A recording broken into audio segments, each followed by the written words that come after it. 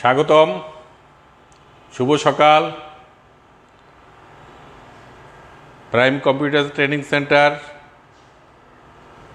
পিসিটিসি থেকে চারুকলা ক্লাস, চারুকলা অ্যাডভান্স সার্টিফিকেট কোর্স। আপনারা যারা অনলাইনে আছেন তাদেরকে শুভেচ্ছা। সবসময় চেষ্টা করবেন সরাসরি ক্লাসটা দেখতে, আর যারা পরবর্তী সময় দেখবেন তাদেরকেও শুভেচ্ছা। কিন্তু অনলাইনে থাকলে বিভিন্ন রকম কমান্ড, বিভিন্ন রকম জিজ্ঞাসা থাকলে এগুলি যদি মেসেঞ্জারে দেওয়া হয় তখন সাথে সাথে উত্তর দেওয়া যেতে পারে। আমাদের প্রতিষ্ঠানের কর্ণধার উনি অনেক কষ্ট করে আজকে আমাকে আনার ব্যবস্থা করেছেন। সেই মাইজদি থেকে এসে ক্লাস শুরু করব। এখন আবার দেখা যাচ্ছে কারেন্ট চলে গেছে, তবুও আমরা আর দেরি না করে আমরা শুরু করে দিলাম। যাই হোক, আমাদের গত ক্লাসের বিষয় প্রাচীন শিল্পকলার ইতিহাসের মধ্যে গত ক্লাসের বিষয় ছিল আমাদের গুহাচিত্র। গত ক্লাসের বিষয় ছিল পূর্বের বিষয়। পূর্বের ক্লাসের বিষয় ছিল গুহাচিত্র।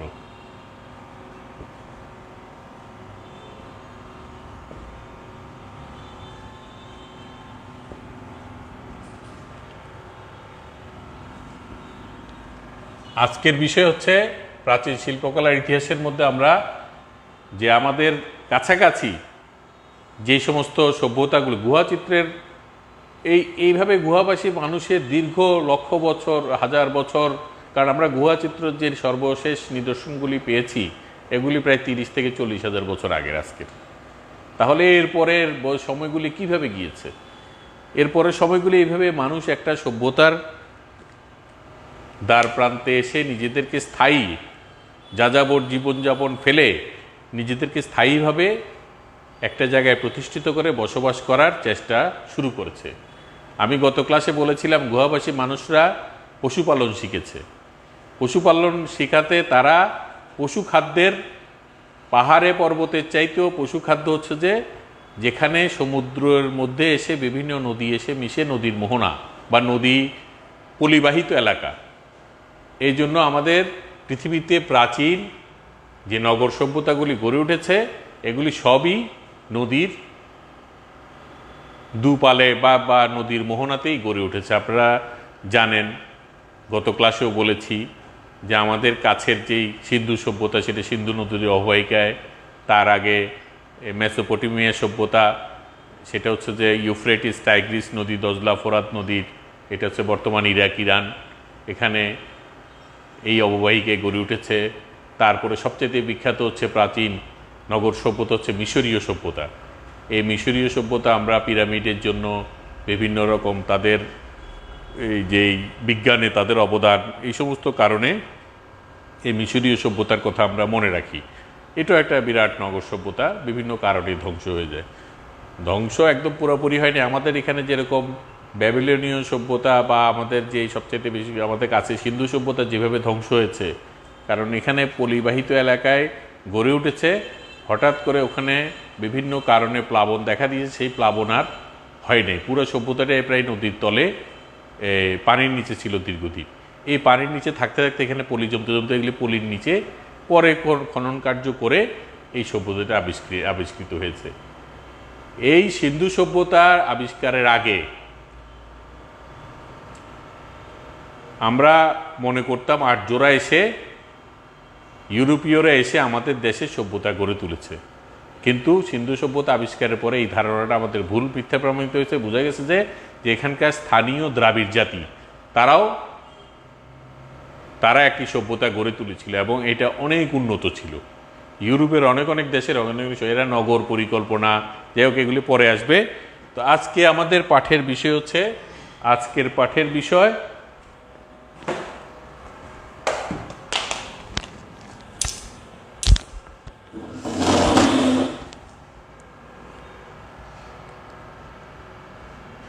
আজকে আমাদের পাঠের বিষয় হচ্ছে এই মিশরীয় সভ্যতা।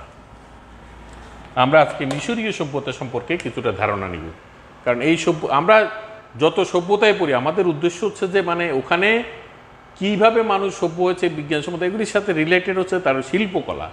শিল্পকলা যেখানে যত ডেভেলপ, সেখানকার সভ্যতা তত উন্নত হিসেবে ধরা হয়।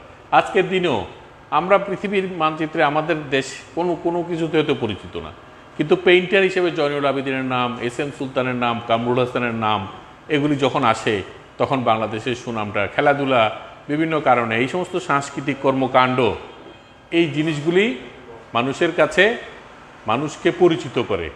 এবং কোথাও খনন কার্য চালিয়ে কোনো পুরনো সভ্যতার নিদর্শন পাওয়া গেছে, এগুলি তখন আমরা বিভিন্ন জায়গায় প্রচার করা হয়, কারণ আমাদের এখানকার সভ্যতা যে অনেক পুরাতন, এই জিনিসটা আমরা প্রচার করতে চাই। এটা কেন প্রচার করতে চাই?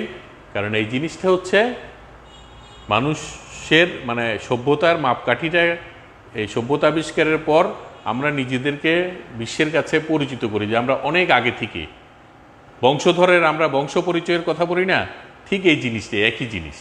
আমরা যখন এক একজনের বংশ পরিচয় খুঁজতে যাই তখন কে কোন গোষ্ঠী, তাদের টাইটেল কি, এগুলি বলি না, তো এগুলির মধ্যে অন্য ইতিহাস, কিন্তু সভ্যতার ইতিহাস এটা অন্য জিনিস। তো যাই হোক, আজকের বিষয়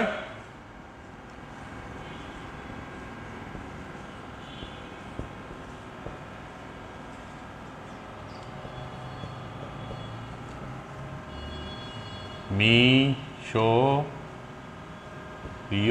সভ্যতা।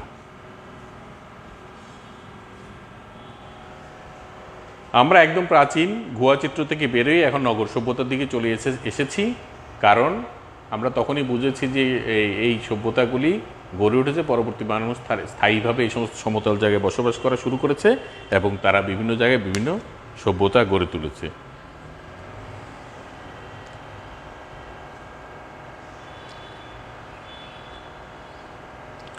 উত্তর আফ্রিকার পূর্বাঞ্চলের একটি প্রাচীন সভ্যতা, নীল নদের নিম্নভূমি অঞ্চলে এই সভ্যতা গড়ে ওঠে।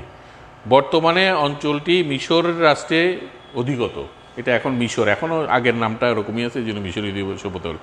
খ্রিস্টপূর্ব 3150 অব্দ। এত আসলে এই সমস্ত ঐতিহাসিক ব্যাপার স্যাপারগুলি এত, এই জন্য সব ক্ষেত্রে প্রায় বলতে হয়, কারণ ঐতিহাসিক এই সমস্ত জিনিস যেগুলি নৃতাত্ত্বিক বিশ্লেষণ করে, বিশেষ করে আমাদের নগর সভ্যতাগুলির কিছুটা ইতিহাস আছে, যদিও লেখা অনেক আবিষ্কার হয়েছে।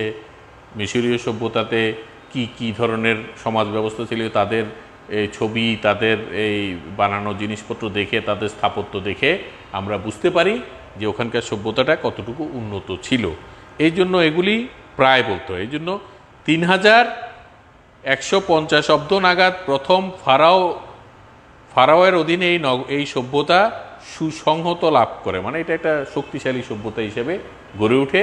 কিন্তু তার অনেক আগে থেকেই এটা একটা ছিল। তার মানে আমরা মনে করি যে মিশরীয় সভ্যতা, যেটা আমরা পড়াশোনা পড়েছিলাম অনেক আগে, যেটা তখন আমরা পড়েছিলাম যে আজকে থেকে, তখনকার সময়ে মানে আমরা আজকে থেকে প্রায় এই 8000 বছর আগে। 8000 বছর আগে মানে 6000 বছর, কারণ 2000 বছর হচ্ছে খ্রিস্টাব্দ, 2000 চলছে, আর খ্রিস্টপূর্ব হচ্ছে আরও 4000। তো ঠিক ব্যাপারটা এরকমই আর কি। মিশরীয় সভ্যতা নীল নদের নিম্নভূমি অঞ্চলে এই সভ্যতা গড়ে ওঠে। বর্তমান অঞ্চলটি মিশর রাষ্ট্রের অধিগত। তাহলে এই যে মিশরের মধ্যে আমরা জানি, আমরা যদি পিরামিড দেখতে যাই আমরা মিশরে যাব, আমরা স্পিংস দেখতে যাই আমরা মিশরে যাব, আমরা যদি এই বিভিন্ন হাইরোগ্রাফিক চিত্রকলার কোনো উদাহরণ দেখতে যাই আমাদেরকে মিশরে যেতে হবে, বিশাল বিশাল। তো আপনারা এই জিনিসগুলি মিশরীয় সভ্যতা যখন গুগলে সার্চ দিবেন, এবং মিশরীয় সভ্যতা গুগলে সার্চ দিলে আপনারা এই ব্যাপারগুলি আপনারা দেখতে পাবেন ওখানেই। মিশরীয় সভ্যতায় সবচেয়ে স্থাপত্যর ক্ষেত্রে বিশাল ভূমিকা, সেটা হচ্ছে যে এই পিরামিড। মানে আজকের দিনে এই মিশরীয় সভ্যতার এই পিরামিডের উপর কিছু ওয়েস্টার্ন ফিল্মও আছে, পিরামিডের বিভিন্ন রহস্য এগুলি নিয়ে। তারপর ওদের যেই এই পিরামিডটা কি, পিরামিডটা আসলে মূলত একটা সমাধিস্থল। এখানে ফারাও রাজবংশের রাজারা যখন মারা যেত, কারণ তাদের যে গত ক্লাসে বলেছিলাম তাদের মধ্যে বিশ্বাস ছিল যে তাদের আত্মা আবার এসে ওখানে আশ্রয় নেবে এবং তখন সে জীবনযাপন যাতে করতে পারে এই জন্য ওই রাজার দেহটাকে মামি করে রাখতো। হ্যাঁ, মামি বা মমি যাই বলুন, এটার থেকে বিভিন্ন পচনশীল জিনিসটা বের করে পেট থেকে নাড়িভুড়ি বের করে এমনভাবে মশলা দিয়ে, তাহলে এটা একটা বিজ্ঞানসম্মত যে তখনকার সময় যে মরদেহ, আজকের দিনেও মরদেহকে প্রিজার্ভ করার জন্য কত ওই মানে প্রযুক্তির আশ্রয় নেওয়া হয়, কিন্তু তখনকার সময় তেমন কোনো উন্নতি প্রযুক্তি না থাকা সত্ত্বেও এই যে মরদেহকে সংরক্ষণ করার যে একটা ব্যাপার, এই জিনিসটা কিন্তু মিশরীয়রা অনেক আগেই আবিষ্কার করেছিল। তো যাই হোক, এই মামি তৈরির ব্যাপারটা এটা একটা বিজ্ঞানসম্মত তখনকার আবিষ্কার। এছাড়া পিরামিড পিরামিড যে এত বিশাল, এক একটা 10-20 তলা বিল্ডিংয়ের সমান বড় বড় পাথরের চাই দিয়ে, পাথর 30 ফুট বাই 20 ফুট পাথরের চাই, এগুলিকে কিভাবে এত উপরে ওঠে? তখনকার সময় উন্নত ক্রেন ব্যবস্থাও নাই, আজকের দিনেও তো একটা ওরকম ভারী ক্রেন দিয়ে এত উপর, তাহলে কোন প্রযুক্তি? তার উপরেও কিছু সিনেমায়, ওয়েস্টার্ন সিনেমায় আমরা দেখেছিলাম যে হাতি, তারপরে বিভিন্ন এই দাসদেরকে কাজে লাগিয়ে কিভাবে একটা বিশাল আকৃতির এই একটার উপর একটা তোলা যায় উপরে, এই ধরনের প্রযুক্তি তারা উদ্ভাবন করেছিল। এর বাইরে তারা বিভিন্ন রকম ভাস্কর্য, স্থাপত্যের পরে তারা ভাস্কর্য হচ্ছে এই মিশরকে পাহারা দেয়। মিশরীয় সভ্যতায় যেখানে পিরামিডগুলি তৈরি করা হয়েছে সেই জায়গায় দেখা গেছে একটা মানুষের মাথা এবং সিংহের শরীর, একটা বিশাল আকৃতির ভাস্কর্য, সেটাকে স্পিংস বলা হয়। তো এটার কারণটা কি ইতিহাসে আছে যে এটা হচ্ছে পাহারাদার, জানেন এই যে পিরামিডগুলির পাহারাদার হিসাবে মরুভূমির মধ্যে এই জিনিসটা বানিয়েছে, এটা হচ্ছে স্পিংস বা স্পিংস পাহাড়। তাহলে মিশরীয় সভ্যতার উল্লেখযোগ্য জিনিসগুলি কি কি? পিরামিড, আচ্ছা বৈশূন্য রেডি, পিরামিড, তারপর হচ্ছে স্পিংস,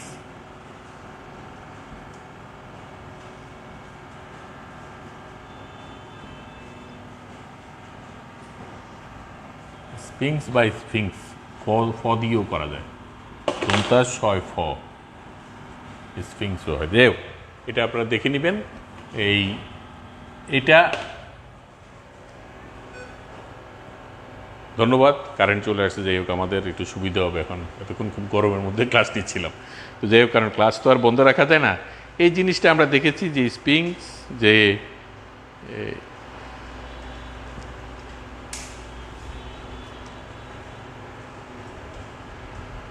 মিশরীয় সভ্যতায় এই যে স্পিংস হচ্ছে যে পাহারাদার, মানে মরুভূমি পাহারাদার হিসেবে তৈরি করেছে। আসলে মাল্টিমিডিয়া বা বিভিন্ন রকম, তো আপনারা এটা দেখে নিতে পারবেন, এটা কোনো সমস্যা না।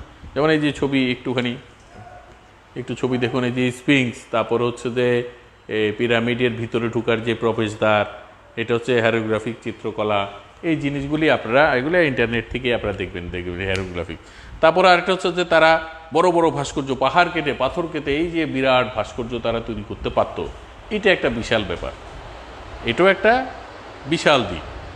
তাহলে ওখানকার উন্নত সমাজ ব্যবস্থা, এবং এটা দাস সমাজ ব্যবস্থা আমরা বলবো, কারণ রাজা এবং তার আশেপাশের কিছু কর্মচারীরা সবাই দাস ছিল, এবং তারা তাদের মতো করে হাজার, যেমন বলা হয় একটা পিরামিড বানাতে গিয়ে 1 লক্ষ শ্রমিকের 20 বছরে একটা পিরামিড বানাতে লাগে। তাহলে 1 লক্ষ শ্রমিক কি 1 লক্ষ শ্রমিক তো বেঁচে ছিল না, 20 বছরের মধ্যে দেখা গেছে যে 5-10 বছরে কত হাজার হাজার শ্রমিক মারা গেছে। বেঁচে থাকার জন্য যতটুকু খাওয়া দরকার সেই খাওয়াটাই, এগুলো অনেক ইতিহাস, মানে সভ্যতার ইতিহাসে যেরকম একটা অ্যাচিভমেন্টের ইতিহাসও আছে, আবার এটার পিছনে দুঃখের ইতিহাসও আছে। কত মানুষের মৃত্যু, কত মানুষের এই জীবনদানের মধ্যে, আমাদের এখানে তো কত ধরনের স্থাপত্য তৈরি করতে গেলে কত এগুলিকে আমরা মনে রাখি না। তো যাই হোক, এই পিরামিডের ভিতরে পাথরের মধ্যে খোদাই করা বিভিন্ন রকম চিত্রকলা আবিষ্কৃত হয়েছে। এই চিত্রকলাগুলি এক একটা ভাষাও, হায়ারোগ্রাফিক্স নামে, পাতার মধ্যে হায়ারোগ্রাফিক্স নামে এক ধরনের হ্যাঁ হবে।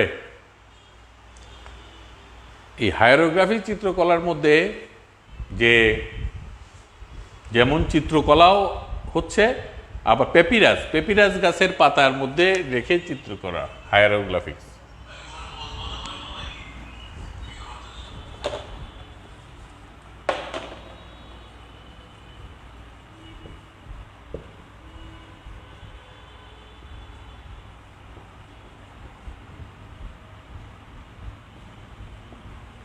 এটা চিত্র বলা যাবে না, এটা চিত্র লিখলাম কারণ ছবি এঁকে এঁকে ভাষা, কারণ তখনকার সময় এই জিনিসগুলো অনেক পণ্ডিত ব্যক্তিরা এই সমস্ত ভাষাগুলো উদ্ধার করেছে, এই জন্য এদেরকে আমরা প্রাগৈতিহাসিক বলি না।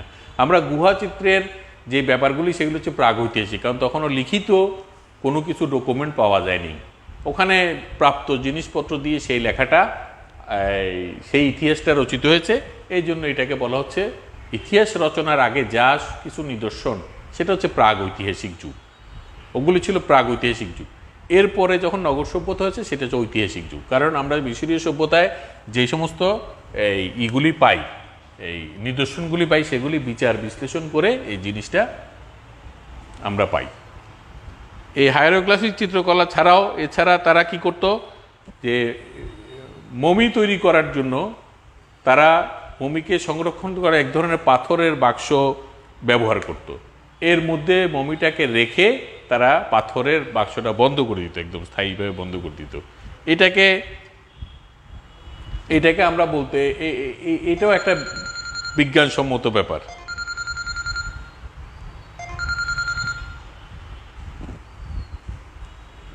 এটাও একটা বিশাল ব্যাপার যে মমিকে সংরক্ষণ করার জন্য তারা ওইভাবে, এবং তার উপরে তারা এই বাক্সটার উপরে যে বিভিন্ন রকম চিত্র, বিভিন্ন রকম ছবি এঁকতে রাখতো, রাজা কিরকম করে জীবনযাপন করতো। রাজা যদি দীর্ঘদিন পরে ঘুম থেকে উঠে কখন যে তার আত্মা ফিরে আসবে, তখন ঘুম থেকে উঠবে, উঠার পরে সে কেমন জীবনযাপন করতো আগে এটাই যদি ভুলে যায়, এই জন্য তারা বিভিন্ন ওই যে ইসের ভিতরে, যে ভিতরের দেয়ালে তারা এই বিভিন্ন রকম ছবি আঁকতো, তারা বিভিন্ন রকম রাজার জীবনের উপরে বিভিন্ন রকম ছবি আঁকতো। এই ছবিগুলি দিয়ে রাজা যাতে বুঝতো, কিন্তু ছবিগুলি আমাদের কাছে ইম্পর্টেন্ট, কি জন্য আঁকতে এটা ইম্পর্টেন্ট না।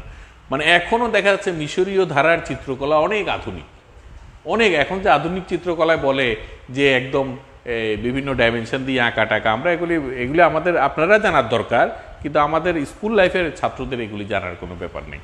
আপনারা এটা জানতে হবে, কারণ জানলে ওখান থেকে আরও অনেক কিছু বাচ্চাদেরকে বলতে পারবেন।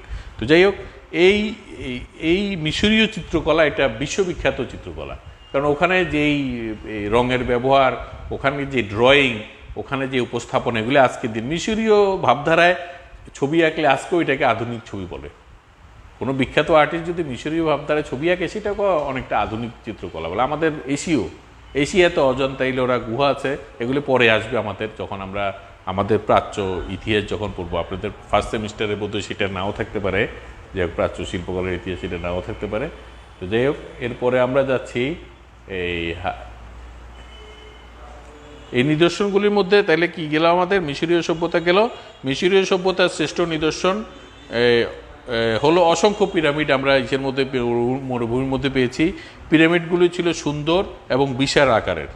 এগুলি সুন্দর বলতে যেভাবে করে বানানো হয়েছে, এবং বাইরের দিকে তেমন কর্মকাণ্ড ছিল না, বেশিরভাগ সব কাজগুলি ভিতরে।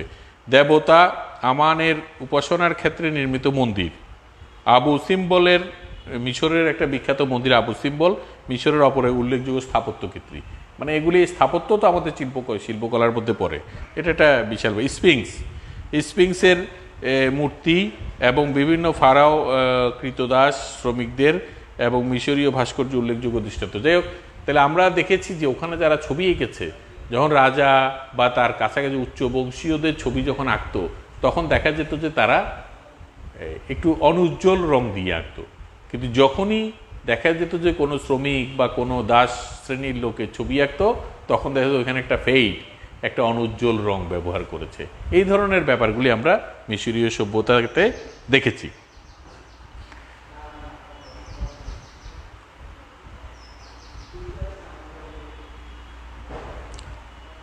প্রাচীন লিপি মানে আমরা মিশরীয় সভ্যতার একটা উল্লেখযোগ্য দিক হচ্ছে যে লেখা আবিষ্কার।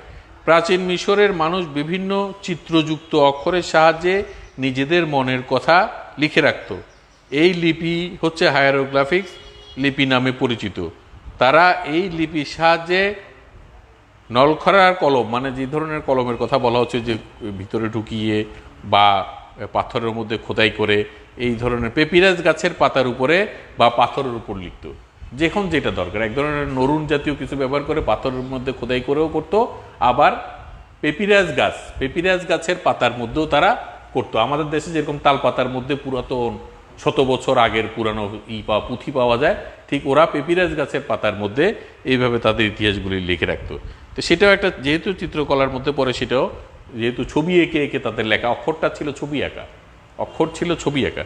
আমাদের বাংলা ভাষারও স্বরেয় স্বরেয়া ক খ থেকে শুরু প্রতিটি অ্যালফাবেটের একটা ইতিহাস আছে। স্বরেয় যে আজকের রূপ, আজকে থেকে 50-60 বছর 100 বছর আগে এই স্বরেয়টা এইভাবে লিখতো না, আরেক রকম লিখতো। তাহলে এইটা কীভাবে আসছে তারও একটা ইতিহাস আছে। আপনারা আজকের দিনে আসলে তথ্য প্রযুক্তির যুগে জানার ইচ্ছা থাকলে কোনো কিছুর অভাব নেই। আর আপনাদেরকে জেনে রাখতে হবে, কারণ আপনি যখন এই ধরনের ক্লাসে যাবেন, একটা আনকমন ব্যাপার, আপনি যখন এই ধরনের ক্লাসে যাবেন তখন কিন্তু আপনার দেখা যাবে যে আপনি যদি অনেক জানা থাকে, বাচ্চাদের উপযোগী আপনি কিছু বলতে পারবেন। আর থিওরির দিক থেকে আপনাদেরকে তো সমৃদ্ধ হতে, আপনারা হয়তো অনেকে ড্রয়িংয়ে একটু দুর্বল থাকবেন, কিন্তু সেটাও আপনি প্র্যাকটিস করে কাটাতে হবে। কিন্তু আপনি থিওরিটা, আপনি যেহেতু ডিগ্রি পাস করে ফেলছেন, এখন বসে বসে বিভিন্ন সভ্যতার ইতিহাসগুলি পড়বেন। আর আপনাদের পরীক্ষায় পাস করার জন্য কোনখান থেকে শর্ট কোশ্চেনগুলি আসে এগুলি আমরা প্রশ্ন নিয়ে পড়া করে আমি দেখেছি যে তেমন কোনো আমাকে উনি 2-1টা ছবি আপনাদের গ্রুপে 2-1টা প্রশ্ন দেওয়া হয়েছে, আমি দেখেছি ওখানে যদি ওয়াইডলি জানা থাকে ওগুলি পরে একটা প্রশ্ন নিয়ে আজকের প্রয়োজন বলতে এই ক্লাসটা শেষ হলে আমি এই ক্লাসের পরেই আমি ওই একটা প্রশ্ন নিয়ে আলাপ করে আমি এই ক্লাসটা শেষ করব। এখন আসলে চিত্রকলা, চিত্রশিল্পের প্রাচীন মিশরের যথেষ্ট অগ্রগতি হতেছিল। বিভিন্ন মন্দির ও অন্যান্য অট্টালিকার দেওয়ালে নানা ধরনের রঙিন ছবি আঁকা হতো। এসব চিত্রের বিষয়বস্তু ছিল রাজা, রাজপরিবার, কর্মরত কারিগর যারা কাজ করছে, কৃষক, তারপরে উৎসবের নাচ গান, বিভিন্ন প্রোগ্রাম হচ্ছে। আমরা যেরকম বিজয় মেলার ছবি আঁকি, তারপরে বিভিন্ন ধরনের বৈশাখী মেলার ছবি আঁকি, ওরাও সমাজ চিত্রটা ফুটিয়ে তোলার জন্য এই ধরনের ছবিগুলি এঁকেছে। রাজার ছবি খুব বড় করে এবং উজ্জ্বল রং করে আঁকা হতো, আর সেদিক থেকে প্রজা বা ওদেরকে একটু অনুজ্জ্বল রং ব্যবহার করা হতো, অনুজ্জ্বল রং ব্যবহার। তো যাই হোক, প্রাচীন এই জিনিসগুলি আমাদের খেয়াল রাখতে হবে। এবং আমি বললাম না যে প্রাচীন মিশরের যে শিল্পকলার যে ধারাটা, এটা কিন্তু খুবই মানে উন্নত ধারা। আজকের দিনেও এসে যদি কোনো শিল্পী যদি সেই ধারায় ছবি আঁকে, সেটা একটা আধুনিক চিত্রকলা মতোই মনে হয় দেখতে। আমাদের দেশেরও এরকম বিশেষ করে কামরুল হাসান যেই ধরনের ছবি আঁকতে, আমি আসলে কথার পেটে কথা অনেক কিছুই আসবে, ওখান থেকে আপনারা এগুলি খেয়াল রাখতে হবে। আর এটা যেহেতু ভিডিওটা সাথে সাথে আপলোড হচ্ছে, পরবর্তী সময় বারবার শুনবেন। শর্ট কোশ্চেনগুলি কখন কোত্থেকে আসে বলা যায় না। তাহলে আসলো কি, তারপরে যেটা বলা হলো এই যে ইতিহাস, তারা কিন্তু তখনকার সমাজ ব্যবস্থার বিশ্লেষণ, এই বিশ্লেষণ করে করে আমি একটা দেখেছিলাম একবার, একটা সিনেমা দেখেছিলাম ওয়েস্টার্ন ফিল্ম, যে ওই তো ফারাও রাজবংশের সময়কার পিরামিড তৈরির একটা ইতিহাস আছে ওখানে।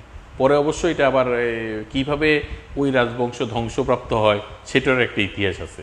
তো ওই তার উপর ভিত্তি করে তারা যে সিনেমাটা করেছে, তাহলে ইতিহাসটা পেয়েছে কোত্থেকে? এটা তো হাতরে তার পায় নাই। এই যে হ্যারোগ্রাফিক চিত্রকলায় যে বিভিন্ন ইতিহাসগুলি উল্লেখ করেছে, সেখান থেকেই তারা উল্লেখ করেছে। যেরকম আমাদের যে বললাম না, আমাদের দেশের যে প্রাচীন সভ্যতার নিদর্শন, আমাদের এই উপমহাদেশের হরপ্পা, মহেঞ্জোদারো, সিন্ধু অববাহিকে যে সভ্যতা ছিল, সেটা পরে আসছি আমরা। এই সভ্যতাটা যে ধ্বংসপ্রাপ্ত হয়েছে, এটা কীভাবে, তার উপরও কিন্তু একটা মহেঞ্জোদারো একটা সিনেমা আছে, একটা হিন্দি সিনেমা আছে মহেঞ্জোদারো, খুব সুন্দর, এটা দেখে নেবেন। প্রাচীন মিশরের উৎকৃষ্ট শিল্প সংস্কৃতি পরবর্তীকালে প্রতিবেশী দেশগুলোতে ছড়িয়ে পড়ে এবং এগুলি এত উন্নত ছিল, এত প্রভাবশালী ছিল। কারণ একটা লাইটের আলো যদি একটা, যেমন ধরেন অনেক সময় চাঁদ কিন্তু দিনের বেলাও দেখা যায়, কিন্তু চাঁদটা জাস্ট আবছা দেখা যায় সূর্যের আলোতে, এটা তাহলে যেটার আলো বেশি সেটা তো ছড়াবেই। ঠিক মিশরীয় সভ্যতাটাও এরকম, এটার এত আলো ছিল, এটা এত সমৃদ্ধ ছিল, হ্যাঁ, জ্ঞান বিজ্ঞান, তারপরে বিভিন্ন শিল্প সাহিত্য সংস্কৃতি, তাদের সৈন্যবাহিনী, সব কিছুতে এত বেশি তারা ছিল যে তারা তাদের এটা আশেপাশের সমস্ত জায়গাতে ছড়িয়ে পড়েছিল। প্রাচীন মিশরের উৎকৃষ্ট শিল্প সংস্কৃতি পরবর্তীকালে প্রতিবেশী দেশগুলোতে ছড়িয়ে পড়ে এবং সেই সব দেশের শিল্প সংস্কৃতিতে যথেষ্ট প্রভাব ফেলে। প্রাচীন মিশরীয় চিত্রকলা সেই প্রভাবটা ফেলেছিল। এই মিশরীয় চিত্রকলা এই শিল্পধারাগুলি আমাদের বিভিন্ন জায়গা থেকে দেখে বই পড়ে আমাদের আরও সমৃদ্ধভাবে একটু আপনারা করে নেবেন। এরপরে আসেন, আমরা তখন নগর সভ্যতা নিয়ে আলাপ করতেছি। তাহলে মিশরীয় সভ্যতার পরেই তার সমসাময়িক গড়ে উঠেছিল ওই যে বললাম মেসোপটেমিয়া সভ্যতা বা পারস্য সভ্যতা। এটা কোথায় গড়ে উঠেছিল? মেসোপটেমিয়া সভ্যতা গড়ে উঠেছিল মেসোপটেমিয়া,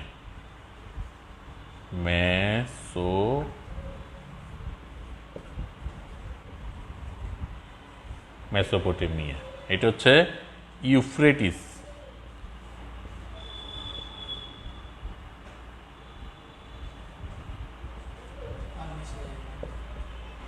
ইউফ্রেটিস ও টাইগ্রিস।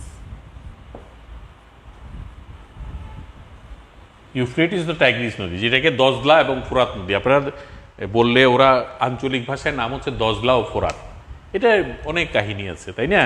ইসলামিক ইতিহাসের মধ্যে দজলা ফোরাতের কাহিনী আছে। এটা দুটা নদীর মাঝখানের একটা জায়গা, সুন্দর মরুভূমি এলাকা, এত সুন্দর মানে তৃণ জন্মে, এই জন্য ওখানেই তারা একটা সভ্যতা গড়ে। আমি বললাম না যে পশু খাদ্যের জন্য যে মানুষ এসছে, চাষবাস করার সুবিধা না থাকলে কি আর মানুষ, কারণ মানুষের স্থায়ীভাবে এক জায়গায় বসবাস করতে গেলে, মানুষ যখন গুহায় বাস করতো, যাযাবর জীবনযাপন করতো, তখন তাদের প্রধান এই ক্ষুধা নিবারণের জন্য যে অর্থনৈতিক কাজ, তাদের প্রধান কাজ ছিল বনে বাজারে ঘুরে ফলমূল সংগ্রহ করে খাওয়া আর পশু শিকার করা। কিন্তু একটা জায়গায় যখন স্থায়ীভাবে বসবাস শুরু করে মানুষ, তখন তো আর বনে বাজারে ঘুরে ফলমূল তৈরি করার, ফলমূলের জন্য তাদেরকে চাষ করতে হবে। আর পশু শিকারও তখন তারা আস্তে আস্তে ভুলে যাচ্ছিল। তারা পশু শিকার না করে পশু পালন করে তারা কিভাবে আরও এই একটা পশু থেকে আরেকটা পশু যে জন্ম নেওয়ার যে পদ্ধতি, পশুপালন করলে যে পশু জন্ম নিচ্ছে, এই পদ্ধতিগুলি তখন আস্তে আস্তে করে পদ্ধতিকে মানে এই চিন্তাটা তাদের মাথায় চলে আসছে। এবং তারা দেখলো যে এই ধরনের এই মানে গাভী জাতীয় পশুকে যদি পালা যায়, এটা থেকে বাচ্চা হবে, পরবর্তীতে আমরা বাচ্চাগুলিকে তারপর আবার গাভীর দুধ খাওয়া যায়। এই ধরনের তখন বাইসন জাতীয় এক ধরনের প্রাণী ছিল, যেটা তৃণভোজী। এটার এই বাইসনটা আমাদের দেশে ষাঁড়ের মতো, মহিষের মতো, গরুর মতো কাছাকাছি। কিন্তু বাইসন আরও অনেক ধরনের, যেহেতু প্রাগৈতিহাসিক যে কোনো ইতো হচ্ছে অনেক শক্তিশালী। মেসোপটেমিয়া বর্তমান ইরাকের টাইগ্রিস বা দজলা এবং ইউফ্রেটিস বা ফোরাত নদী। তাহলে টাইগ্রিস হচ্ছে দজলা আর ইউফ্রেটিস হচ্ছে ফোরাত নদীর দুই মধ্যবর্তী অঞ্চলে গড়ে তুলে। দুইটা নদী পাশাপাশি একটু দূর, মাঝখানে একটা আইল্যান্ডের মতো আছে, সেই জায়গাতেই এই পারস্য সভ্যতাটা গড়ে উঠেছিল। অঞ্চলের প্রাচীনকালে মেসোপটেমিয়ার অন্তর্গত বলে মনে করা হয়। মেসোপটেমিয়া সভ্যতা পৃথিবীর প্রাচীনতম সভ্যতার অন্যতম। খ্রিস্টপূর্ব 3500, তার মানে আমরা মিশরীয় সভ্যতার কাছাকাছি। 500 খ্রিস্টাব্দ থেকে 3000 অব্দ পর্যন্ত মেসোপটেমিয়া অতি উন্নত সভ্যতা ঘটেছিল। তারা খ্রিস্টপূর্ব 2500 অব্দে তামা ব্রোঞ্জের ব্যবহার শুরু করে। দেখেন তাহলে তামা এবং ব্রোঞ্জ, এই যে একসময় তো আমরা সভ্যতার ইতিহাস পড়ার সময়, এখন ইতিহাস যারা পড়েছেন তারা তো জানেন আমাদের পাথর যুগ, পুরাতন প্রস্তর যুগ, নতুন প্রস্তর যুগ, মধ্যপ্রস্তর, এরকম প্রস্তর যুগের পরে এসছে আমাদের লৌহ যুগ, তাম্র যুগ। তাহলে তাম্র যুগ মানে কি? তামাটা কি? তামাটা তো জানি আমরা, তামা কি, তামার তারটার আছে এক ধরনের, এটাকে। আর হচ্ছে যে ব্রোঞ্জ হচ্ছে তামা এবং সম্ভবত সিলভারকে মিশিয়ে এক ধরনের তৈরি করা হয় ব্রোঞ্জ। তাহলে এই যে তারা এগুলির ব্যবহার শিখেছে, তো এগুলি ব্যবহার শিখে কী করেছে? ভাস্কর্য তৈরি করেছে। তারা বিভিন্ন এই বাসনকোসন পাওয়া গেছে এই সভ্যতায়, হ্যাঁ, বিভিন্ন মূর্তির পাওয়া গেছে, বিভিন্ন সিম্বল পাওয়া গেছে, তারপরে সিম্বলিক যে পাথর, এই পয়সা, এগুলি পাওয়া গেছে। এই ধরনের ব্যাপার স্যাপারগুলি এত বছর আগেই তারা ব্যবহার করা শিখেছে। এখানে একটা ভাস্কর্য পাওয়া গেছে, দেখেন আপনারা, আসলে এটা একটু বড় করে দেখাতে পারলে ভালো হইতো। যে এটা আপনারা দেখে নেবেন যে মেসোপটেমিয়াতে উল্লেখযোগ্য একটা, দেখা যাচ্ছে, হ্যাঁ হ্যাঁ, উল্লেখযোগ্য একটা ভাস্কর্য, একটা সিংহ একটা মানুষকে কামড় দিচ্ছে। তো এটা একটা উল্লেখযোগ্য ভাস্কর্য মেসোপটেমিয়ার সভ্যতায়। তাহলে এটা দেখেন, এটা ব্রোঞ্জের তৈরি। তাহলে এইভাবে করে গলিয়ে, তারপরে হচ্ছে যে এটাকে এইভাবে ছাঁচ তৈরি করে ব্রোঞ্জ ঢেলে এরকম একটা ভাস্কর্য বানানো, তাদের সভ্যতাটা যে কতটুকু উন্নত ছিল, এইটার একটা বিরাট নিদর্শন। এই নিদর্শনের দ্বারা আমরা বুঝতে পারি মেসোপটেমিয়া সভ্যতা খ্রিস্টপূর্ব 9ম থেকে 7ম শতাব্দীর 90 আসীয় সভ্যতার একটি মূর্তি এখানে দেখবে, এই মূর্তিতে সিংহ একটি মানুষের ঘাড়ে কামড় দিয়েছে, প্রকৃতপক্ষে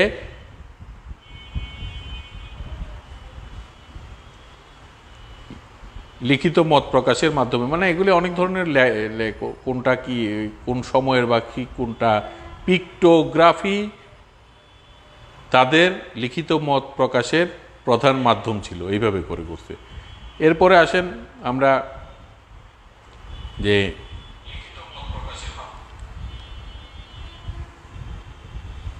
যে সিন্ধু সভ্যতা, তারপর আসেন এই মেসোপটেমিয়া সভ্যতা তো গেলই।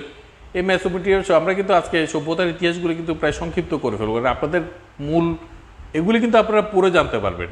আপনারা কোনো সমস্যা হলে প্রশ্ন করবেন, কোথায় পাওয়া যাবে না হবে, দরকার থিওরি আমরা আপলোড দিয়ে দিব, ওগুলি পড়ে ফেলবেন, কারণ এগুলি নিয়ে এত সময়। আপনাদের মূলত কাজ হচ্ছে যে শিল্প মাধ্যম, মানে একটা শিল্পকলার ইতিহাস তো জানবই আমরা, এরপরে শিল্প মাধ্যম, আর যেহেতু আপনাদের ফার্স্ট সেমিস্টারে প্রাচীন শিল্পকলার ইতিহাস, এটাই হচ্ছে যে মূল ব্যাপার। এখানে আমাদের প্রাচ্য শিল্পকলার কিছু থাকলে সেটা পরবর্তী আরেকটা ক্লাসে করব, মানে আমাদের এখন বর্তমান কীভাবে হয়ে আসছে। এখন আমরা আসি যে আমরা মিশরীয় সভ্যতা দেখলাম, আমরা এই মেসোপটেমিয়া সভ্যতা দেখলাম, পারস্য সভ্যতা, এরপরে আমরা আসি সিন্ধু সভ্যতা। সিন্ধু সভ্যতা আমাদের নিজেদের সভ্যতা, সেটা নীল নদের অববাহিকায় গড়ে উঠেছে। হরপ্পা এবং মহেঞ্জোদারো ছিল এটার মূল দুটাই। তো সিন্ধু সভ্যতা ছিল একটি ব্রঞ্জ যুগীয় সভ্যতা, মানে ব্রঞ্জের ব্যবহার তারা জানতো, এবং তার মানে বোঝা যাচ্ছে মেসোপটেমিয়া সভ্যতার সাথে একটা লিঙ্ক ছিল তাদের। এই সভ্যতা তখন তো আসলে যোগাযোগের প্রধান মাধ্যমে ছিল জলপথ। স্থলপথ এত বেশি পরিমাণে ভয়ঙ্কর, এত বড় বড় জন্তু জানোয়ারে ভর্তি ছিল, মানুষ যত গাড়ি ঘোড়া থাকুক, মানুষ ওইভাবে জলপথটা ছিল মানুষের জন্য অপেক্ষাকৃত নিরাপদ। আমাদের দেশেও তো সেই আমরা জানি যে এই যারা ইউরোপীয়রা যে আমাদের দেশে এসেছিল, সেই ঘুরে আফ্রিকা মহাদেশ ঘুরে এসে আমাদের এই ভারত মহাসাগর থেকে আরব সাগর এবং ভারত মহাসাগর হয়ে তারা ভারতের পশ্চিম উপকূলে এসে তারা প্রথম ঘাঁটি গেড়েছিল। এটা একটা বিরাট ব্যাপার, কারণ জলপথটা ছিল অপেক্ষাকৃত নিরাপদ। প্রাকৃতিক দুর্যোগের জন্য তারা প্রয়োজন বলতে কিছুদিনের জন্য বেরোতো না, কিন্তু বিশেষ করে ঝড় ঝঞ্ঝার কারণে। এরপরেও তো জলদস্যু টস্যু বের হয়ে গেছে, যখন তো একটু দেখলো জলবায়ু। যাই হোক, সিন্ধু সভ্যতার একটি ব্রঞ্জযুগীয় সভ্যতা। এই সভ্যতা কেন্দ্র ছিল মূলত ভারতীয় উপমহাদেশের পশ্চিমাঞ্চলে অবস্থিত সিন্ধু নদ অববাহিকায়। প্রথম দিকে এ সভ্যতা পাঞ্জাব অঞ্চলের সিন্ধু অববাহিকায় বিশাল বিকাশ লাভ করে, পরে প্রসারিত হয়ে হরপ্পা হরকা নদীর উপত্যকা, গঙ্গা যমুনা, এই আমাদের গাঙ্গেয় উপত্যকা, আমাদের বাঙালি যেখানে বসবাস করা শুরু করছে সেই জায়গায় এটা বিকাশ লাভ করেছে। প্রধান দুটি নগর হচ্ছে যে সিন্ধু সভ্যতার প্রধান দুটি নগর হচ্ছে হরপ্পা এবং মহেঞ্জোদারো। নগর পরিকল্পনা এটা একটা প্রধান দিক, মানে সিন্ধু সভ্যতাকে আমরা কেন সভ্যতা বলছি, এবং এটার মধ্যে নগর পরিকল্পনা শিল্পীর মতো তারা ওখানে শৈল্পিক কাজ করেছে, কিভাবে এই নগর থেকে পানি বের হয়ে যাওয়া যায়, মানে আজকের দিনে যে পৌরসভা যে কাজগুলি তার প্রধান দিক ছিল সিন্ধু সভ্যতায় পাওয়া গেছে। এবং নগর পরিকল্পনা, পরিমাপ পদ্ধতি, তারা মাপার জন্য দৈর্ঘ্য প্রস্থ মাপার জন্য এক ধরনের স্কেল ব্যবহার করতো, এইটা মাপামাপি করার এই জিনিসটা তার স্থাপত্য ভাস্কর্য, কারণ নগর পরিকল্পনা হলে তো স্থাপত্য থাকবেই। এরপরও তাদের এখানে বিভিন্ন মাটির ট্যাপা পুতুল, টেরাকোটা মানে মাটিকে পুড়িয়ে যে এই ধরনের ভাস্কর্য তৈরি করে মাটিকে ছোট ছোট, তারপর সিলমোহর, এরা টাকার বিনিময়ে কী কারণে ব্যবহার করতে এটা এখনও পুরোপুরি ক্লিয়ার না, কারণ এগুলি বিভিন্ন ব্যাখ্যা বিশ্লেষণ অনেকের মতামত আছে, কিন্তু সিলমোহর পাওয়া গেছে।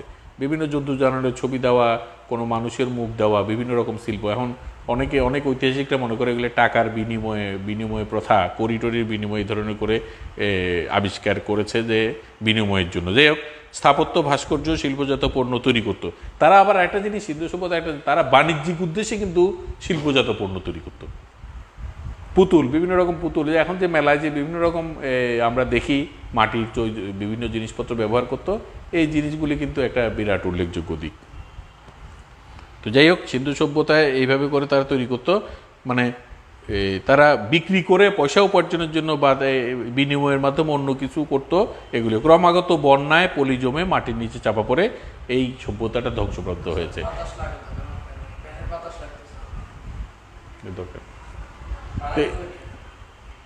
তো যাই হোক, আমাদের এই আর আজকের ওয়েদারটাও একটু ভ্যাবসা গরম।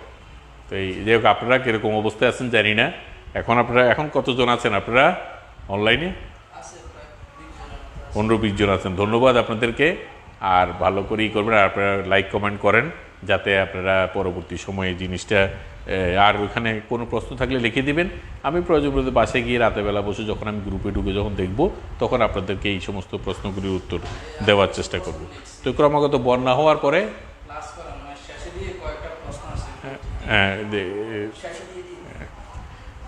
ক্রমাগত এই বন্যা এবং পলি জমে এখানে, কারণ পরবর্তী সময় যেমন খনন কার্য হয়েছে, এবং আমরা যে হিন্দি সিনেমা মহেঞ্জোদারো যেটা দেখেছি, এখানেও আমরা দেখেছি বন্যার কারণে সভ্যতাটা যে নষ্ট হয়েছে। তো এগুলি তো ঐতিহাসিক বিচার বিশ্লেষণ করেই এই জিনিসটা মোটামুটি বোঝা যায়। তো যাই হোক, এখন এই সিন্ধু সভ্যতায় আমাদের আর কি আছে? সিন্ধু সভ্যতায় আমাদের যে মাটির তৈরি সিলমোহর, তারপর টেপা পুতুল, তারপর হাঁড়ি, এবং অনেক ঐতিহাসিকরা মনে করে যে সভ্যতার ইতিহাসে চাকার আবিষ্কার কিন্তু একটা বিরাট গুরুত্বপূর্ণ ব্যাপার। চাকা, আপনারা দেখবেন ভারতীয় ফ্ল্যাগের মধ্যে চাকা ব্যবহার করে, তারা কিন্তু ওখান থেকে নিয়েছে। এবং চাকাটা কিন্তু একটা সভ্যতার একটা, যে চাকা আবিষ্কার হওয়াতে ঘোড়ার গাড়িতে চাকা, মানুষ কিছু টেনে নেওয়ার জন্য চাকা, একটা বড় বড় পাথরকে টেনে নেওয়া। যেমন আমরা মিশরীয় সভ্যতায় দেখেছি যে মিশরীয় সভ্যতা নিয়ে যে সমস্ত ফিল্ম টিম আছে, ওখানে আমরা দেখেছি যে এত বড় পাথর তারা কিভাবে বহন করে নিয়ে আসলো। তখন ঐতিহাসিকরা নিদর্শন বিভিন্ন কিছু পরীক্ষা নিরীক্ষা করে দেখেছে, তারা বড় বড় পাথরের গুঁড়ি গোল করে, গোল গোল গাছের পাথরের গুঁড়ি এই পাথরের নিচে ঢুকিয়ে দিত। ঢুকিয়ে তারা যখন অনেকগুলি এই পিছন দিয়ে একটা বেড়ে যাচ্ছে, ওইটা কেন আবার সামনে দিত, এইভাবে টেনে টেনে। এবং নীল নদের অপর পারে ছিল পাথরের পাহাড়।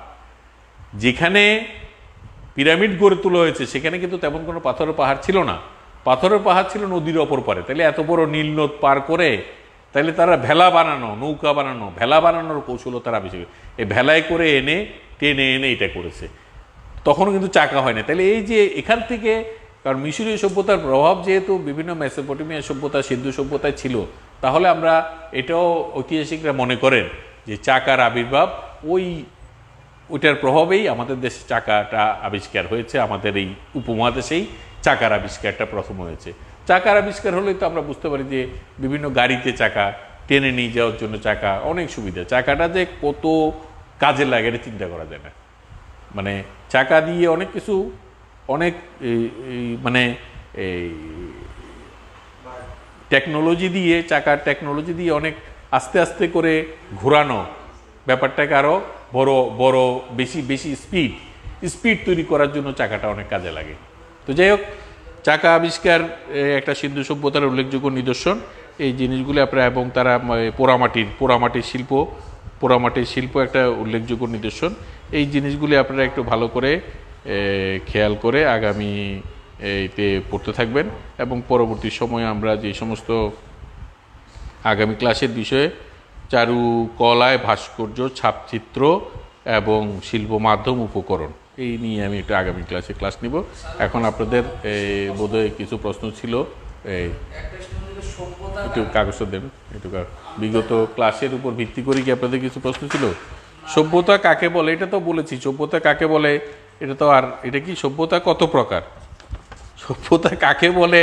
সভ্যতা হচ্ছে যে আসলে মানুষ যে শুধু চলনে বলনে হলেই, যেমন আমরা অনেক সময় অসভ্য বলে গালি দিই না, এটা কেন দিই?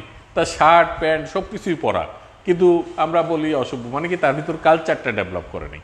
তাহলে সংস্কৃতিও, একটা দেশের চাল চলন সংস্কৃতি কত উন্নত, সেটাই হচ্ছে সভ্যতা। সেটাকে আমরা সভ্যতা বলতে পারি। তার চিন্তা চেতনা, তার বিজ্ঞান, তার চিত্রকলা, তার ভাস্কর্য, এই সব কিছু নিয়েই এটা একটা সভ্যতা।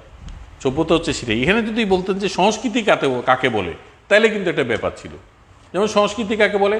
সংস্কৃতি হচ্ছে যে একটা নির্দিষ্ট জনগোষ্ঠী, তারা যেই ধরনের আচার আচরণ করে, তারা প্রকৃতির সাথে লড়াই করতে গিয়ে যে অভ্যাসগুলি রপ্ত করে। যেমন আমাদের এখানে মানুষ শত বছর আগে থেকে শুরু করে প্রায় 50-60 বছর আগে পর্যন্ত নেংটির মতো, ধুতির মতো এক ধরনের কাপড় পরতো।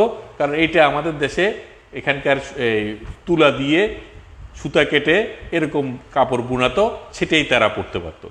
তখনও লুঙ্গি এই দেশে আসে নাই, তখন ইউরোপিয়ানরা ওই ধরনের উন্নত কাপড় তারা আনে নাই, তারা শার্ট প্যান্ট বানাইতো, তারা আনে নাই। এই জন্য তারা আমাদের এখানে চরকায় সুতা কেটে, সেটা আবার কি বলে এটাকে, ওই যে এই তাঁতের মাধ্যমে কাপড় বানিয়ে সেটা, তাহলে ওইটা পরাটা ওইটা তখনকার সময় একটা সংস্কৃতি ছিল। আবার খাল বিল পার হতে হতো। এখনও তো আমাদের দেশে এই যে আমাদের দেশে প্যান্ট পরতে চায় না কেন গ্রামের লোকরা, কারণ তাদের বিভিন্ন জায়গায় যেতে আসতে যখন তখন জামা কাপড় ভিজে যায়, এই করবে, খাল পারিতে হয়, বিল পার হইতে হয়, এগুলির কারণে তাহলে প্যান্ট আমাদের, কিন্তু আজকের দিনে শহরে এলাকায় সব জায়গায় রাস্তাঘাট হয়ে গেছে, আমাদের এটা প্যান্ট পরা শিখে গেছি। এই জন্য এখন আমরা যদি রাস্তাঘাটে লুঙ্গি পরে বেরোতে পারি না, তাহলে আমাদের কালচারটা এখানে একটু চেঞ্জ হয়ে গেছে। সভ্যতা কত প্রকার বলতে আসলে সভ্যতার ইতিহাস তো বিভিন্নভাবে লেখা হয়েছে, যে সভ্যতা কোনোটা অর্থনৈতিক দিকেও হয়, রাজনৈতিক দিকেও হয়, শিল্প সংস্কৃতির দিকেও হয়। এগুলি পার্টিকুলার কোনো বিষয় হিসাবে সেভাবে আমরা আনি নেই কোনো সময়। সভ্যতার প্রকারভেদটা আপনি কিভাবে দেখবেন? সভ্যতার প্রকারভেদটা আমরা অর্থনৈতিক উন্নয়নটা দেখতে পারি, আমরা রাজনৈতিক উন্নয়নটা দেখতে পারি, আমরা তার শিল্প সংস্কৃতির উন্নয়নটা দেখতে পারি, তার আচার আচরণের উন্নয়নটা দেখতে। যেমন আমাদের থেকে আমরা পশ্চিমা বিশ্বকে উন্নত মনে করতাম কি কারণে? কারণ তারা আমাদের থেকে অনেক এগিয়ে থাকা ছিল, তাদের চিন্তা চেতনা। ইংরেজরা যখন আমাদের দেশে 200 বছর দেশ শাসন করে গেল, তার আগে যখন তারা এসে যখন দখল করলো, সেই পলাশির প্রান্তরে নবাব সিরাজউদ্দৌলাকে পরাজিত করার পরে, যদিও ষড়যন্ত্রের মাধ্যমে হয়েছে এটা, যাই হোক, এইগুলি ক্রিয়েট করার জন্য তো তাদের মস্তিষ্ক কাজ করছে। তাহলে তারা আমাদের থেকে উন্নত ছিল বিধায় তো এই জিনিসগুলি পেরেছে। সভ্যতার বৈশিষ্ট্য ওই যে বললাম যে আমরা কিভাবে কথা বলছি, আমরা অনেক সময় জাপানিজকে ভালো বলি কেন? কথায় কথায় তারা বো করে, কথায় কথায় তারা মাথা নিচু করে, কথায় বো করে, মানে নিজেকে তারা ক্ষুদ্র করে ফেলে, আরেকজনের কাছে বড় করে। এটা তাদের সংস্কৃতি, তাদের সভ্যতার অংশ। আমাদের মধ্যে এখন এই সাধারণ ভৌগোলিক বিভিন্ন কারণের সভ্যতার পরেও ধর্মের একটা প্রভাব আছে। আমাদের হাইয়েলের মধ্যেও যেমন মুসলিমরা একে অপরকে দেখলে বা সালাম দেওয়ার যে ব্যাপারটা, সেটা আমাদের যেখান থেকে আসে ধর্মীয় সংস্কৃতি, এটা একটা সভ্যতার একটা লক্ষণ যে দিচ্ছে কিনা। আমরা অনেক সময় এই যে চিন্তার ভুলের জন্য অনেক সময় একটু বড়রা চিন্তা করে, এখানে সালামের যে কনসেপ্ট, এটা কিন্তু ছোটরা বড়দেরকে দিতে হবে, বড়রা ছোটদেরকে দিতে হবে এমন কোনো কথা নেই। কে কার আগে দিতে পারে সেটাই প্রতিযোগিতার ব্যাপার এখানে, কারণ কে কার আগে শুভকামনা করতে পারে সেটাই একটা প্রতিযোগিতার ব্যাপার। এই জন্য এটা একটা সভ্যতার দিক। কিন্তু আমরা কি করি, আলংকরিকভাবে আমাদের দেশে যেই স্যালুট দেওয়া বা নমস্কার করা যে আদি সভ্যতার ব্যাপার ছিল, সেটাকে আমরা ওইভাবে গ্রহণ করাতে আমরা অনেক সময় বলি হেতে তো রাস্তাঘাটে দেখলে সালামও দেয় না, কিন্তু সালামের কনসেপ্টের সাথে তো এই জিনিসটা যায় না। সালাম মানে আপনার উপর শান্তি বর্ষিত হোক, আমি কামনা করছি। আমি রাস্তায় একজনকে থেকে সালাম দিয়েছি, আসসালামু আলাইকুম, মানে কি আপনার আমি শুভ কামনা করছি, আপনার উপর শান্তি। উনি তখন বলবে ওয়ালাইকুম আসসালাম, কামনা। এখানে সম্মান টম্মানের কোনো ব্যাপার নেই, শুভ কামনার ব্যাপার। এটা ইসলামের ইতিহাসের একটা উল্লেখযোগ্য দিক। তো যাই হোক, চিত্রগুলো কিসের চিত্রগুলো? গুহা চিত্র তো আমি কিছু দিয়েছি ইতিমধ্যেই, গুহা চিত্র আমি কিছু দিয়েছি চিত্রগুলো, আর আমি তো দেখিয়েছি। এটা পরে আমরা তো দিবই, আমাদের যেই মিশরীয় চিত্রকলাগুলি কি আছে সেটা আমি গতবারের গুহা চিত্র যেরকম দিয়েছি এগুলো আমি গ্রুপে দিয়ে দিব। আর হচ্ছে যে আসল কথা হচ্ছে যে আসল থিওরিটা না পড়ে আলংকারিকভাবে হঠাৎ করে দিয়ে দিলাম, এটা আমি প্র্যাকটিসের ক্ষেত্রেও বলেছি। এখন আপনাদেরকে আপনাকে ভিডিওটা দিয়েছি, পেন্সিল স্কেচ খাতা কিনে সেইভাবে প্র্যাকটিস করবেন। আপনারা পাণ্ডিত্য দেখাতে যাবেন না, আপনি এখনই বসে প্রাকৃতিক দৃশ্য আঁকবেন না, ওইটা আসবে, সময় আসবে। আপনাদের এই 6 মাসের মধ্যে কতটুকু শিখতে হবে, আবার ইসের মধ্যে এটা ইচ্ছে। আমরা করেছি এসএসসি পরীক্ষার পরে 2 বছর করেছি প্রি ডিগ্রি, বোতল আর পাতা আঁকতে আঁকতে আমাদের 2 বছর শেষ, আর পেন্সিল স্কেচ করতে করতে 2 বছর শেষ। তারপরে হচ্ছে ডিগ্রি হচ্ছে যে 3 বছর, মোট 5 বছরের কোর্স ছিল ডিগ্রি পর্যন্তই। কারণ আমার ইন্টারমিডিয়েটটাও ছিল আর্ট কলেজে, এটাকে বলা হয় প্রি ডিগ্রি বিএফএ। তাহলে আমরা 5 বছর করেছি শুধু ডিগ্রি অর্জন করতেই। এরপরে তখনও ইউনিভার্সিটিতে তেমন কেউ যেত না, কারণ আর্ট কলেজের পরিবেশটা এমন ছিল। তারপরে হচ্ছে মাস্টার্স হচ্ছে, যেহেতু আমরা ডিগ্রি করেছি, পাস কোর্সে করলে তো 1 বছর পিলি করতে হয়, যেখানে তারা ইন্টারমিডিয়েট পাস করে অরিজিনাল সাধারণভাবে এসে ফাইন আর্টসে ঢুকে 3 বছরে অনার্স, 1 বছর মাস্টার্স, 4 বছরে শেষ করে। সেখানে আমরা ইন্টারমিডিয়েটের পরে 3 বছর ডিগ্রি, আবার 1 বছর বেশি প্রিলি এবং 1 বছর মাস্টার্স, তাহলে আমরা 5 বছর করেছি। তো এই জন্য আর আর্ট কলেজে যারা পড়তো তাদেরকে একটু ওরা এমনিতে একটু সম্মানের চোখে দেখতো। হ্যাঁ, ইন্টারমিডিয়েট সহ 7 বছর, কিন্তু আমি ইন্টারমিডিয়েট বাদ দিলেও 5 বছর। ইন্টারমিডিয়েটও তো আমার চারুকলা, আমি চারুকলার উপরে ইন্টারমিডিয়েট। আমাদের কিছু বাংলা ছিল, ইংরেজি ছিল, এই শিল্প মাধ্যম ছিল, এগুলি নন্দন তত্ত্ব ছিল। নন্দন তত্ত্বের প্রশ্ন কি, যে এই যে আপনি যেটা বললেন যে সভ্যতা কাকে বলে, এগুলি নন্দন তত্ত্বের মধ্যে যে একটা জিনিস কেন সুন্দর, এটা কেন সুন্দর নয়, এগুলি হচ্ছে নন্দন তত্ত্ব। যে স্যার স্প্রিংস কি, এটা আমি আগে বলেছি। এই স্প্রিংস হচ্ছে যে মরুভূমির পাহারাদার, মরুভূমির পাহারাদার স্প্রিংস। এই স্প্রিংসকে তারা তখন এই যে বিশাল, এটার চেহারাটা কিরকম পাথর কেটে কেটে বানিয়েছে। তাহলে তখনকার সময় শিল্পীরা যে এই যে এই লোহার ছেনি ব্যবহার করে পাথর কেটে ভাস্কর্য বানানোর এই যে পদ্ধতিটা আবিষ্কার করেছে, এটা একটা বিশাল ব্যাপার। তার মানে লোহাকে গলিয়ে ছেনি বানানো, পাথর কেটে কেটে, এটা হচ্ছে যে সিংহের মাথাযুক্ত না, মানুষের মাথাযুক্ত সিংহের শরীর। ইউরোপীয় এক সভ্যতায় পাওয়া গেছে মানুষের মাথা, এই মানুষ, এই সিংহের মাথাযুক্ত মানুষের শরীর। আর মিশরীয়রা করেছে সিংহের মাথাযুক্ত না, মানুষের মাথাযুক্ত সিংহের শরীর। মানে তারা মনে করছে যে পাহারাদার হিসাবে এরকমই একটা বলশালী কিছু দরকার, যার বুদ্ধি বিবেক সবকিছুতে হবে মানুষের মতো, আর তার শক্তি হবে সিংহের মতো। এই জন্য শরীরটা দিয়েছে সিংহের মতো, আর মাথাটা দিয়েছে মানুষের মতো। তো যাই হোক, আগামী ক্লাসের জন্য সবাই প্রস্তুতি নেবেন। আর যাক, আপনাদের আমি আসলে এখান থেকেও দেখতে পারতাম, কিন্তু আমি তো এখানে। আমি সর্বশেষ প্রশ্নটা বলি। আচ্ছা, বিভিন্ন সভ্যতার ইতিহাস, বৈশিষ্ট্য, শিল্পকর্ম এগুলো লিখিত আকারে দিলে ভালো।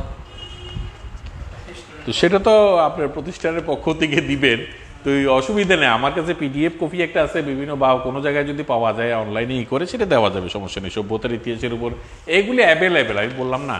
এখন যারা পাবেন না, কারণ পিডিএফ কপি আপনাকে আমি দিলাম, আপলোড করে প্রিন্ট করবেন অনেকে, শত শত পৃষ্ঠা, 10-20 পৃষ্ঠা, 30 পৃষ্ঠা, 40 পৃষ্ঠা।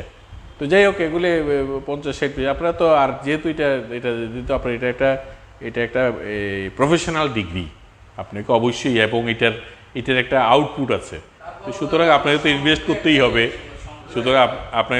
করতেই হবে, তো থ্যাংক ইউ ভেরি মাচ। আজকের এই আমাদের শিল্পকলার ইতিহাসের এই ক্লাসটা শেষ করি। আগামীতে আমরা শিল্প মাধ্যমের উপর একটা ক্লাস নিব।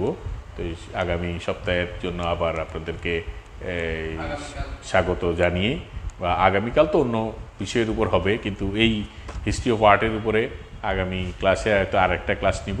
তারপর আমরা হিস্ট্রি অফ আর্ট বন্ধ করে দিব।